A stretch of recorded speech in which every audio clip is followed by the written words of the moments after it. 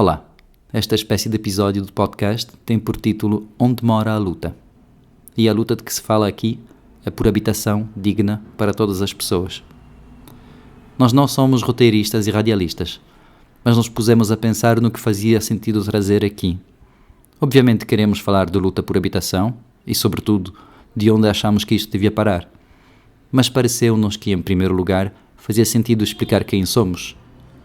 Não dizendo que o nosso nome é Habitação Hoje e que construímos uma luta informada e coletiva pela conquista do direito à habitação, mas antes, mergulhando no caminho tortuoso que nos traz até aqui. Está bem, menina?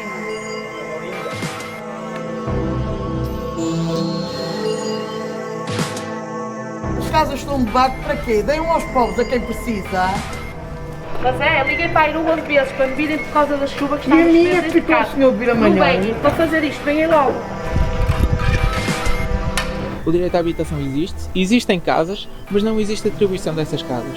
Na Constituição diz que a habitação é um direito, portanto o Estado está em cumprimento da lei há 46 anos, penso que seja a idade da Constituição. As famílias ocuparam ilegalmente. As famílias fizeram cumprir o seu direito à habitação. Quem é que cometeu a primeira ilegalidade? Eu estou a falar a sério, Sr. Doutor, eu só preciso de uma casa.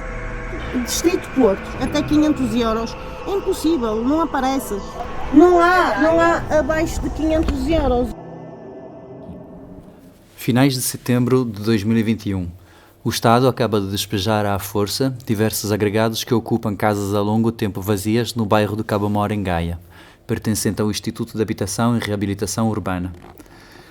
Dessas casas que fazem parte do apenas 2% de todo o parque habitacional que no país está disponível para ser habitado em troca de uma renda calculada na base do que um agregado ganha, a dita renda apoiada. Uma renda que se possa pagar sem sacrificar medicamentos, comida, lazer e outras coisas que não resistem à necessidade de ter um lugar onde estar e voltar de um dia para o outro. De um lado, agregados que estão a ser despejados. E do outro lado, casas que pertencem ao Estado, destinadas a quem não consegue alugar casas nos preços de mercado. E mesmo assim, casas que pessoas ocuparam depois de estarem vazias há anos para logo serem despejadas ilegalmente. Ilegalmente, pois a lei diz que ninguém pode ser despejado de uma casa pública sem oferta de uma alternativa digna. Aconteceu todo tipo de peripécias. Houve, por exemplo, um agente de execução que disse que se eles saíssem naquela manhã e fossem ao tribunal à tarde, que eles arranjavam uma solução. E nós dissemos que era mentira, que o tribunal não tinha casas, que essas coisas todas que são óbvias.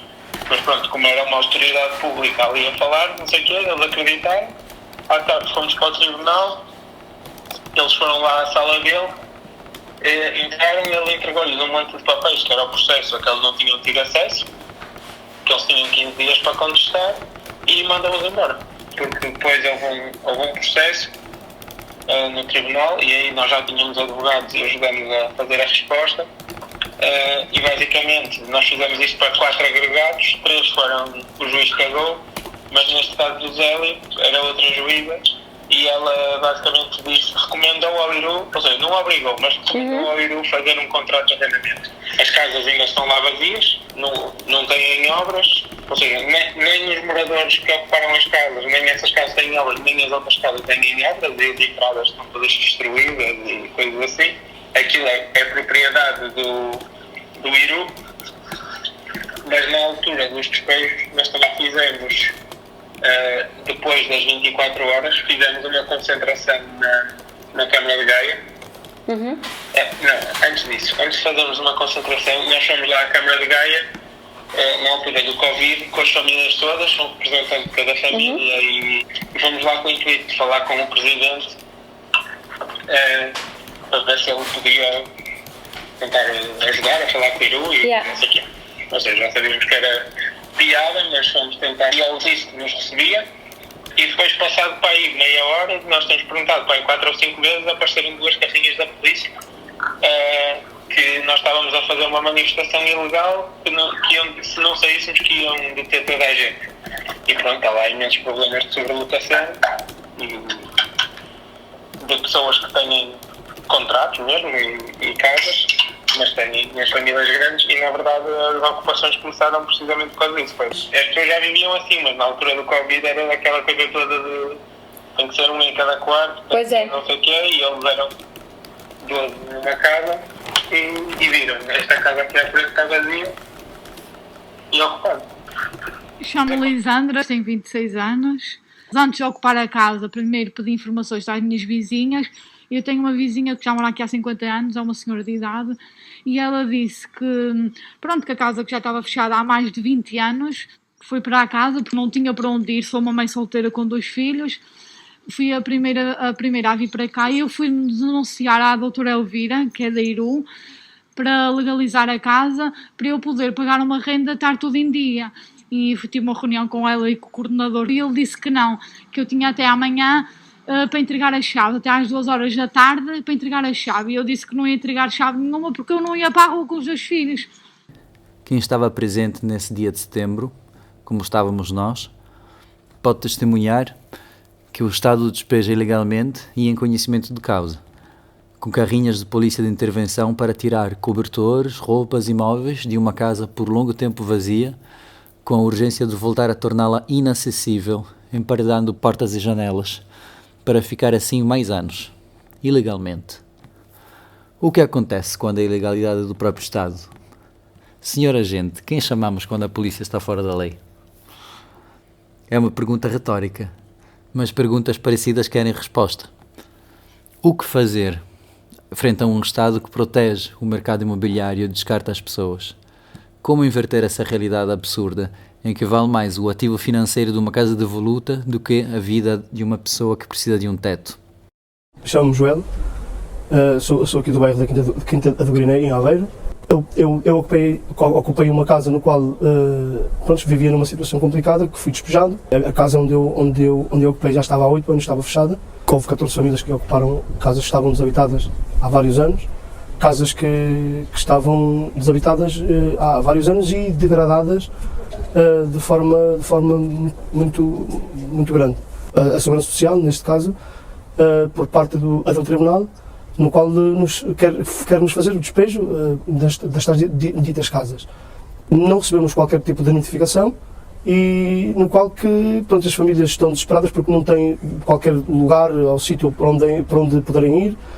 As rendas aqui em Aveiro são muito grandes, como por exemplo um T3 ou um T4, as rendas elas variam entre os 500 aos 600 euros e além de ser rendas tão altas, eles pedem a documentação e, por norma, são 3 rendas que nos pedem. Ninguém tem possibilidades para poderem ter esse dinheiro todo. Muitas das vezes não nos querem alugar por certo, como todos sabemos dessa situação, a etnia cigana não nos querem alugar. Quinta do Griné, em Aveiro. É primavera de 2022. Outro bairro, do Iru, mesma história. Casas vazias há anos, uma comunidade que toma iniciativa depois de esgotar todos os caminhos burocráticos para realizar um direito que as leis lhe garantem no papel. Mais carrinhas de intervenção, e mais janelas e portas emparedadas e os móveis da sala amontoados na praça. Os despejos são feitos ao longo de alguns meses para minimizar os riscos de mobilização coletiva. Em primeiro lugar, eu acho que é importante nós vermos o que é ocupar uma casa, qual é a violência individual que é sofrida quando se ocupa uma casa, porque não é fácil. Não é como se as pessoas ocupassem porque não precisam. As pessoas ocupam porque estão em extrema necessidade, desesperadas, e depois é uma violência, porque o que aconteceu a estas famílias foi terem a polícia à porta todos os dias e enormes forças da polícia, terem o tribunal, serem ameaçados com os filhos. Portanto, não é leve ocupar uma casa. A habitação hoje está presente para dar apoio moral, acompanhar os moradores no que acontece a seguir, encontrar precárias soluções de emergência através da segurança social, ajudar com o que for preciso e possível. Mas a sensação de impotência é real. Percebemos que não temos força para espalhar a nossa ação no território e também que pouco temos ou pouco podemos fazer quando os despejos já foram ordenados.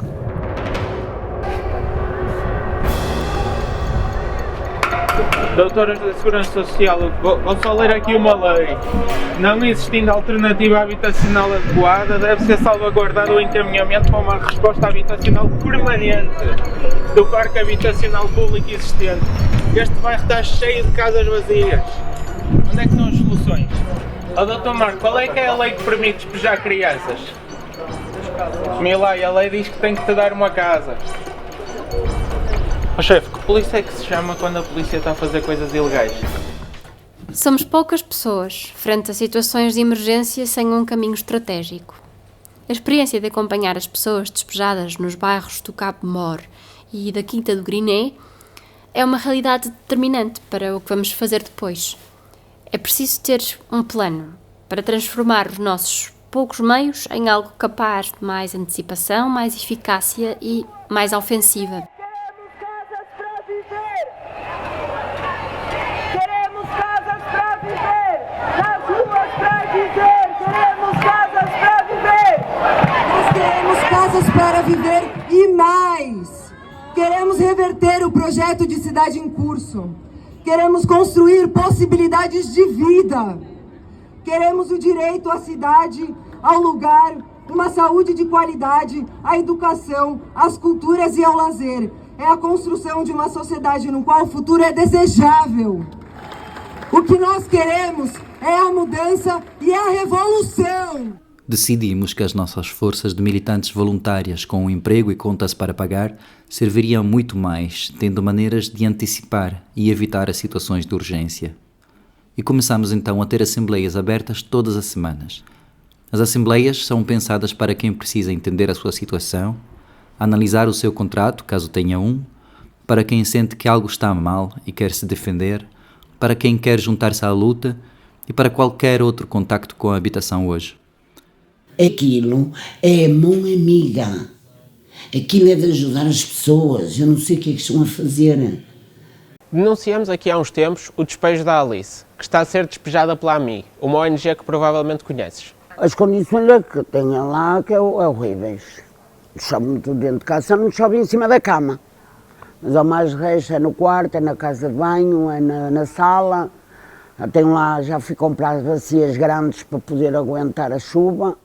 Desde que fizemos a primeira denúncia, as condições de habitabilidade da Alice pioraram bastante. Isto tudo porque o sítio em que a AMI decidiu alojar a Alice não é uma casa, nem sequer tem licença de habitabilidade e, portanto, as condições são muito débeis. Que não posso tomar banho, que eu tenho que tomar banho fora de casa.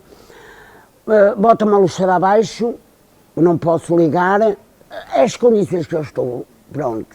O processo da Alice continua em tribunal e é possível que o despejo venha a ser executado. No entanto, com a primeira denúncia e com algumas denúncias na comunicação social, conseguimos pequenas vitórias.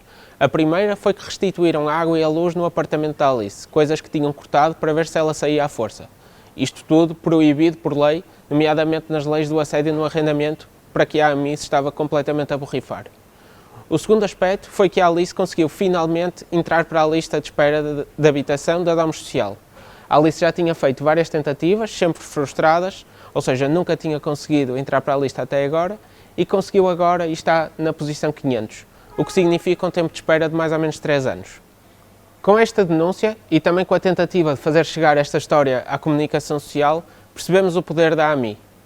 Uma dessas notícias foi a que saiu no Jornal Público, e nesse mesmo dia saiu, a partir da Lusa, ou seja, difundida por todos os meios da comunicação social, uma notícia com um relatório da AMI que provava que eles estavam a ajudar muito mais pessoas neste ano do que nos anos anteriores.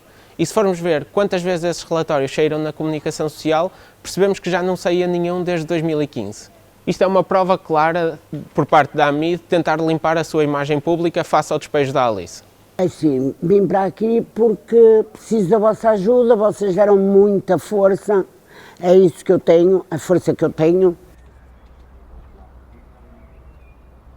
Encontramos advogadas e advogados dispostos a nos ajudar a interpretar as leis e as suas zonas cinzentas e a mandar cartas a senhorios para os inquilinos responderem às suas intimidações e deixar claro que não estão sozinhos ou desamparados. Andamos à procura de encontrar as inquilinas antes que o seu problema se torne extremo, para conseguir ganhar mais e não somente estar solidários na derrota. E realmente, um caminho se desenha. Vamos aprendendo muitas coisas e começamos a conseguir ganhar tempo, evitar abusos, informar, criar solidariedade. Mas estamos sempre a tratar casos isolados e, apesar de ganhar muitas capacidades neste sentido, não temos a impressão de caminhar rumo ao que nos parece o mais importante: criar poder popular, fazer com que uma força coletiva possa estar ao serviço de cada um e, mais que isso, imaginar novos horizontes na luta que opõe os que fazem lucro com a propriedade aos que têm que trabalhar para garantir um teto na cabeça, quando o trabalho consegue pagar isto. Quanto é que é preciso sofrer para ter uma casa onde morar? Estamos aqui hoje para exigir a redução e o controle das rendas. Enquanto sofremos, os proprietários dizem que ainda não lhes chega e nem o céu é o limite para a ganância dos bancos, dos fundos imobiliários, do setor da construção, da hotelaria, para a classe dominante. Aqui no centro, hoje, há um alojamento local para cada 2 casas e este ano abre a cada 5 dias um novo hotel em Portugal. Onde já não há lugar para morar, o que importa é somente a nossa mão de obra e o nosso sorriso hospitaleiro. E enquanto alguns se veem aflitos para pagar a renda ou a prestação ao banco, os 5 maiores bancos em Portugal lucraram quase 11 milhões de euros por dia com a nossa exploração.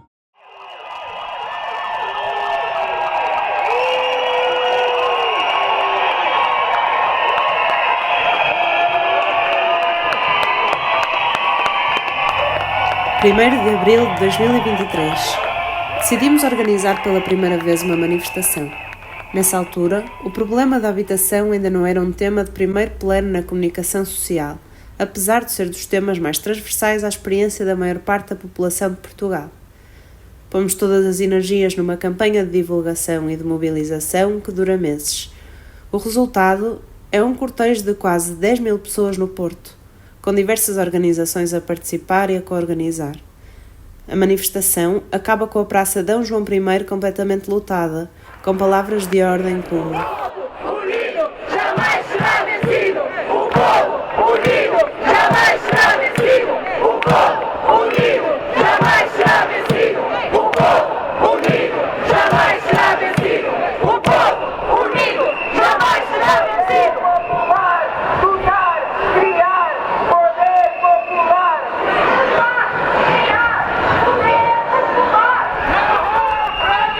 Queremos casas para viver! Seremos nada feito! Sem ela nada feito, habitação é um direito! Sem ela nada feito, habitação é um direito!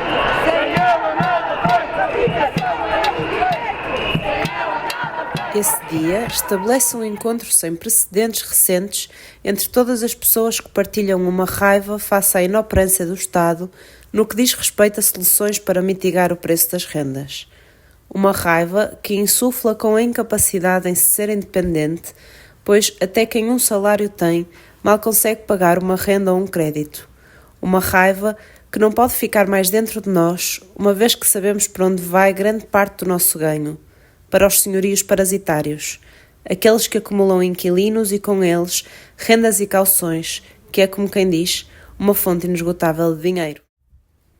Não achamos aceitável que um direito basilar, como o direito a ter um teto sob o qual dormir e comer, viver a intimidade dentro de uma comunidade, possa ser tornado num ativo financeiro, numa mercadoria, entre outras.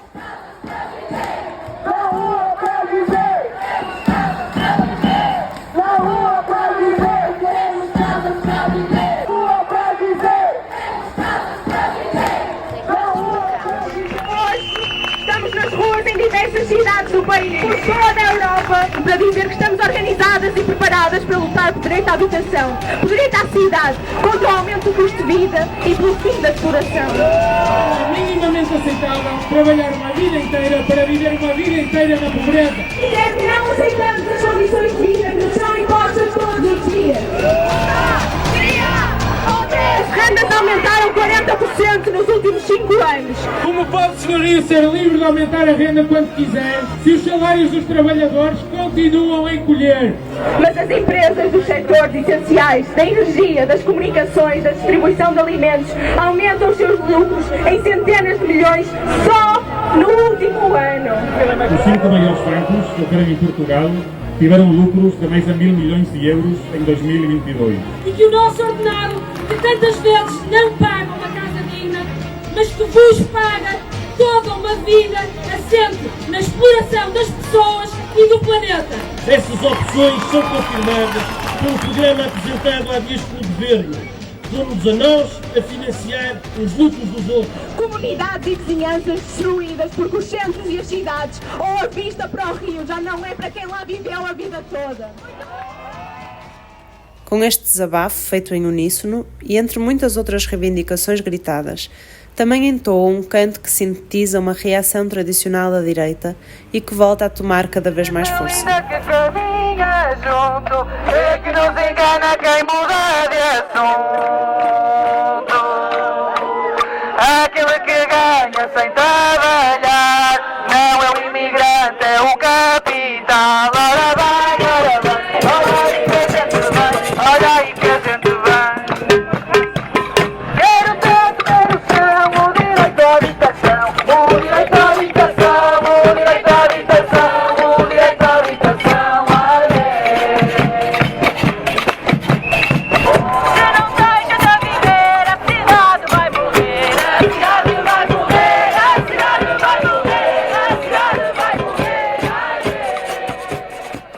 Essas rimas ainda ecoavam nos nossos ouvidos quando no final do mês de abril recebemos uma chamada surreal.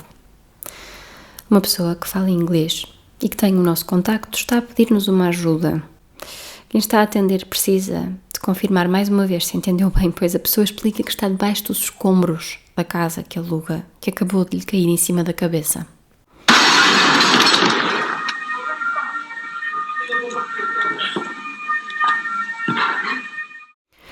Derrocou um prédio em pleno centro do Porto, na rua 31 de Janeiro, onde quem passa queria ver somente alojamentos locais ou prédios devolutos. During the collapse time, I was in the warehouse for taking water to fulfill the fridge, and I heard a sound, something falling, and just crashed in front of my eyes. I can't see anything, and it was hard to breathe as well. Quem de nós consegue desloca-se imediatamente para o local. A casa que derrocou é habitada por pessoas imigrantes do Bangladesh. Não esperamos das autoridades grande cuidado e esmero no acompanhamento da situação. The situation I've seen after I arrived, it was very bad. Embora o edifício tenha 3 andares, para além da loja, 12 viviam no mesmo apartamento, os restantes 3 no piso superior. Fizemos uma pesquisa rápida aos mapas da Google. A última fotografia foi atualizada em março de 2022 e a fachada do prédio já se encontrava assim, sem uma janela e com aspecto devoluto. Pay rent, right? Yes, we do. How much? 150 per person. Ao todo, estes cidadãos oriundos do Bangladesh rendiam a um proprietário português, que a RTP ainda não conseguiu identificar, 2.250 euros por mês. O presidente da Câmara, Rui Moreira, aparece para dizer aos jornalistas que está tudo controlado, que não vivia lá quase ninguém, que tudo está tratado e que certamente não havia sobrelotação. Mas, pois é, Rui, esqueceste-te que os imigrantes também precisam de sair de casa para trabalhar. Não, está a ver, é um prédio de 3 andares, estamos a falar que havia uma loja com uma pessoa e no interior estavam 5 pessoas, não há de facto um problema de sobrelotação. Us, beside them, no one came to help us. A Câmara Municipal do Porto, no primeiro momento, e disso nós temos que nos orgulhar, temos serviços que normalmente são muito ágeis e muito rápidos e do melhor que se vê em nível de socorro a pessoas. I'm scared, I'm sick, and since then, my medication, my money, my luggage, everything have got stuck inside the building. A Câmara Municipal do Porto esteve no momento junto àqueles que precisavam, socorreu os que precisavam, levou aqueles que precisavam de ir ao hospital, também os levou. Um dos moradores, o Malik, aqui presente hoje, foi hospitalizado com o conhecimento das autarquias presentes. No entanto, após receber alta na mesma noite, foi deixado na rua, sem sapatos, com nada mais do que a roupa no corpo. Without shoes, without t-shirts, nothing. O único aproveitamento político desta situação foi o heroísmo populista e vaidoso do presidente Rui Moreira ao dizer que o município já tinha providenciado soluções. Eu peço para parar a sua intervenção, que é... Posso terminar, Não, então? eu peço para parar a sua intervenção. Desculpe, Os moradores estão neste momento na rua. Portanto, vão cortar a palavra aos cidadãos que estão a falar aqui Não está a representar os cidadãos, está a representar um movimento político. Não, eu estou a apresentar uma organização que os senhores não conhecem, a Habitação Hoje, que tem estado acompanhada. Then I call Habitatio Oza, and we found the organization at night. During the day, they came to help us. Beside them, no one came to help us. Once again, we phoned to the organization. And the organization take us to the hospital again. We went to the Camarão. No one helped us. A Câmara Municipal de Porto, obviamente, perante uma situação de derrocada e da gravidade que estava revestida, acionou todos os meios que tinha ao seu alcance para acudir a essas pessoas. E fizemos. Do you have access to direct contacts of official institutions and not just for associations that, of course, help you and are useful, but are not official institutions? So do you have direct contact now with the official institutions? No. Nobody is contacting me. Nobody from social services currently. Believe me, nobody. O foco nas pessoas teve a Câmara Municipal do Porto, que se ocupou durante este tempo, juntamente com as outras instituições, de salvaguardar que as pessoas tinham um sítio onde pernoitar. And at night, my roommate, my friend, he was slept inside the shop of the building owner. Aquilo que fez foi contactar uma linha de emergência, que é temporária e de emergência, e pode durar, como sabe, até ao tempo que for, até 3 meses de limite. Aos restantes moradores, a autarquia proporcionou, através da Linha Nacional de Apoio de Emergência, uma solução de apenas uma noite. E no momento em que passou o processo para os diferentes SAS. Diz agora a autarquia que os moradores deviam ter realizado um pedido formal ao SAS para obter uma solução para os dias seguintes. Mas é preciso preencher um papel e perguntamos se eles precisam de uma solução de habitação, ainda tinham que ir, em situação de sem-abrigo, preencher papéis. Não haveria de ter sido feito um encaminhamento direto, livre de burocracias, que desse resposta célere a estes moradores. E esta Câmara, ao contrário, tem um problema para os senhores. Segue a lei. Sabe fazer. Tem procedimentos. E chega-se ao fim e há resultados. É uma chatice. Agora, nem é pelo objetivo de cumprimento dos resultados em si. É por ajudar aqueles que mais precisam em cada momento. Yesterday I lost the job. Now I don't have money to buy my medication. And I've got a Portuguese card. So no one gave us a permanent solution. And I'm being tired to move one to another. Mas se a autarquia exige burocracias, podemos falar de burocracias. Os moradores foram todos à Segurança Social na sexta-feira, que rapidamente os encaminhou para o CNAIM. Isto sexta-feira e, entretanto, os moradores estão sem resposta do SAS. Continuam sem ter ideia de como vai ser a vida deles amanhã. Esse assunto já foi tratado. Pronto, hoje, mas é a minha intervenção. É a minha intervenção, eu escrevi-me, tenho o direito de falar. Portanto, hoje viemos aqui exigir que seja tomada uma vez por todas uma responsabilidade que é da Câmara do Porto. Agradeço, mas está terminada a sua intervenção. Tenha paciência. Acabou. Investigation why the building is scrapped. Why? If the building is scrapped for the reason of the old building, so should we blame the owner of house and who is the rent of this house? Why? They are playing with the human's life. Only for money? Please, sir, please give us a permanent solution. Passamos os dias seguintes, todos juntos, entre militantes, moradores, gente solidária, membros de outras organizações. Corremos os gabinetes, as ruas, mobilizamos a comunicação social, vamos à Assembleia Municipal, percorremos todos os caminhos formais e informais que nos vinham à cabeça, prontos até a acampar à frente da Câmara. Aos bocadinhos, e com muita pressão, obtém soluções mais ou menos temporárias para todas as pessoas. Ora, questionada mais uma vez a Câmara, recebemos a resposta de que o encaminhamento destas situações é efetuado pelo Serviço de Atendimento e Acompanhamento Social da área de residência, que até ao momento garante não ter recebido nenhum pedido. A Associação Habitação Hoje, que se encontra a acompanhar o caso, assegura que esta informação é falsa, uma vez que a solicitação foi feita durante a tarde desta sexta-feira. E esta parece ser a ponta de um enorme iceberg na cidade do Porto. I see this type of situation a lot because everywhere is sharing, because I have a salary like minimum salary and I can't afford one T1 or T2 billing. Eu não acredito que as autoridades não tenham a capacidade, se existir vontade política, de fiscalizar, de controlar, de regular estas situações que levam potencialmente à morte das pessoas. Passa e fica a experiência palpável do que já se sabe. A marca do poder é o cinismo. Declara publicamente ter a consciência limpa, repete meias verdades e conta com indiferença para abandonar rigorosamente quem não tem valor na escala das prioridades. Se fores pobre, ficas para trás. E se fores pobre, imigrante e ainda por cima não muito branco, então... À questão da habitação, a senhora vereadora tem razão. Há de facto um problema de habitação. Sabe uma coisa que está a contribuir altamente também para a especulação? Exatamente deste tipo de habitações, em que subitamente vivem lá, num T2, 10 pessoas. Se pensar que cada pessoa paga 250 euros, está a ver onde é que está a especulação? É um T2 miserável que é alugado por 2.500 euros. Não sei se são, no caso, por aquilo que eu li na comunicação social, ou eram 9 ou 10 pessoas que lá viviam. Se cada uma delas pagar 250 euros, está a ver onde está a especulação. É esse o problema. Portanto, o assunto não é, de facto, um assunto simples. Há tantas casas vazias e ainda nos dizem que são os imigrantes e os refugiados que são responsáveis pela falta de casas. Ou que o problema são os ciganos ou quem recebe o RSI.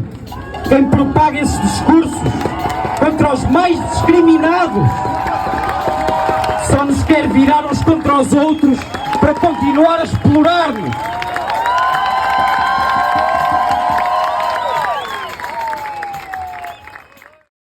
Aprofundada sobre os alicerces da segregação racial do grande processo de troca e produção global, continua a surpreender unicamente quem não lê os livros de história. Em 2023, o Chega está a preparar o grande salto das legislativas seguintes, em conformidade, aliás, com o processo generalizado de radicalização para a direita de todo o dito Ocidente. E, no país, em que tantas pessoas gostam de acreditar que não há racismo e que a colonização foi diferente, o que já não se dizia em voz alta volta a dominar rapidamente, com muita ajuda dos grandes meios de comunicação. A derrocada da Rua 31 de Janeiro funciona para nós como uma janela sobre as condições específicas sob as quais os trabalhadores imigrantes da cidade vivem.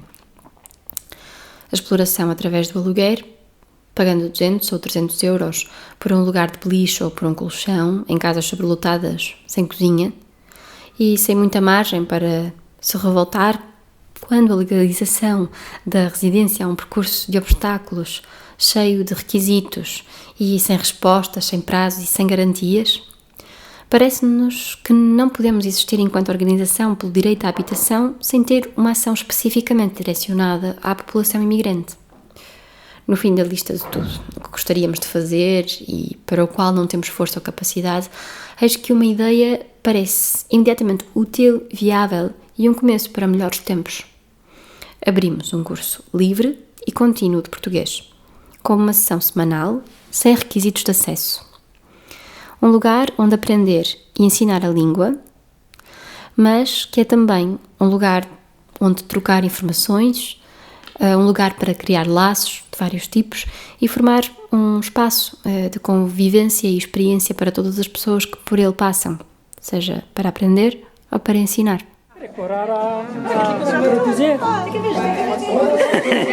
O tradutor, então vou-te perguntar tipo depois. Tá. Rashid perguntar a tu. Eu é que pergunto a Rashid. Sim. Tem de usar o microfone. O cursinho de português é um espaço de encontro, de convívio e de troca de saber. E assim funciona desde o início. Uma realidade concreta que contraria o que outros querem impor ou reforçar. A desconfiança, o ódio, nós e eles, os de cá e os de fora. O racismo tem raízes longas e antigas e certamente vive de renda na cultura de um país. Mas é uma planta que também precisa de ser alimentada. E no sistema de exploração capitalista, a guerra entre nós que estamos em baixo sempre tem financiadores assegurados e de carteira cheia. Dia 6 de abril de 2024, o grupo nazifascista 1143, liderado pelo pluricondenado Mário Machado, que está agora novamente na prisão, marca uma manifestação com o título desconexo Menos imigração, mais habitação. As autoridades recusam-se a proibir o evento. Os organizadores esperam agregar multidões atrás de um slogan que quer transformar diretamente o sofrimento produzido pelo mercado da habitação em ódio racista e xenófobo, fazendo o favor a quem compra ruas inteiras da cidade de distrair as pessoas e esperando aproveitar para ganhar nova legitimidade para suas vontades de morte. Finalmente, a contramanifestação que contribuímos a organizar junta milhares, e os menos de 100 fascistas, protegidos por muitas carrinhas de polícia, são cercados e pressionados até irem embora em carrinhas de TVDE. Mas é um episódio, numa escalada nauseabunda. O que segue é um teste que nos encontramos a produzir apenas um mês mais tarde. Nas madrugadas de dia 2 e 3 de maio foram agredidos e espancados pelo menos 15 trabalhadores imigrantes de várias origens, Bangladesh, Argélia e Venezuela, e dentro de casa, nas zonas da Batalha e do Campo 24 de Agosto. A localização do grupo agressor é sempre a mesma, entre 6 a 8 pessoas, de nacionalidade portuguesa, encapuzadas, armadas com bastões, tacos e uma arma de fogo. Depois de uma intensa campanha nos mídia e nas redes sociais sobre assaltos acontecidos no Bonfim, grupos fascistas, neonazis e uma frente institucional do Partido Chega fizeram um aproveitamento oportunista que normaliza e legitima os gravíssimos atos de violência. Estamos perante a violência racista e xenófoba organizada e premeditada contra a classe trabalhadora, tentando fazer-nos acreditar que a nossa parte imigrante é a raiz dos problemas do capitalismo. Este discurso tem consequências materiais: a insegurança, a violência e a morte. À época contabilizavam-se pelo menos 15 vítimas de agressão racista e xenófoba no Porto, e não são casos isolados. Como dizíamos, o clima é nauseabundo e os sinais das autoridades contribuem à certeza que somos nós por nós.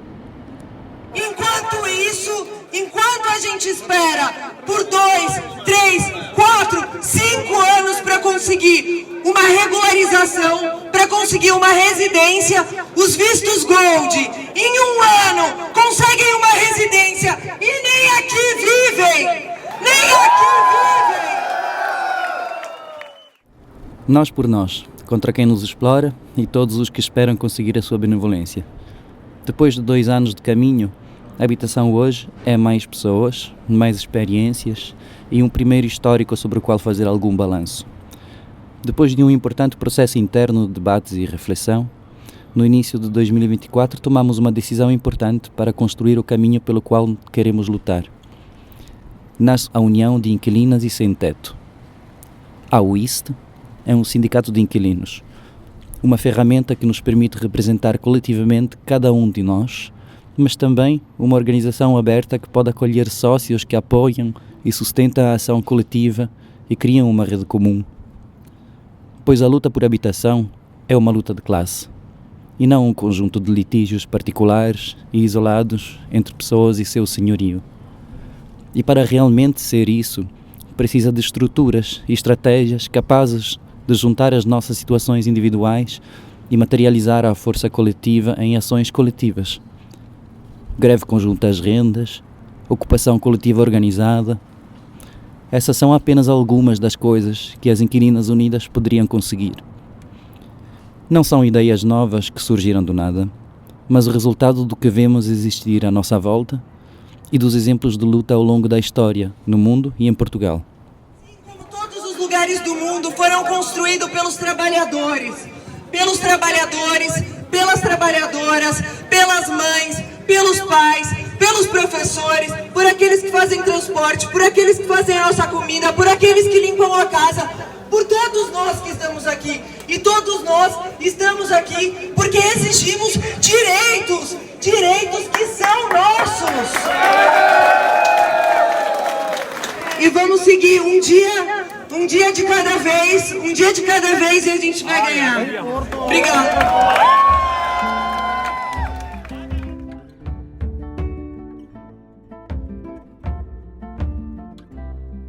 A história que fomos contando até aqui é um pedaço importante do nosso passado e uma forma de tentar ler o presente e enxergar o futuro.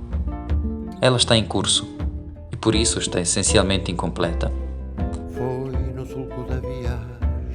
Ainda mais porque esta espécie de episódio do podcast tem que chegar a um momento de despedida e deixar em aberto a linha do tempo. A luta, no entanto, foi continuando e continua, independentemente de alguém estar a contar, muito para além dos limites do que está escrito e documentado e muito para além da realidade da nossa ou de outras organizações. Se esta história despertou o teu interesse e quiseres saber mais sobre o que veio depois e o que acontece no momento em que estás a ouvir, procura-nos.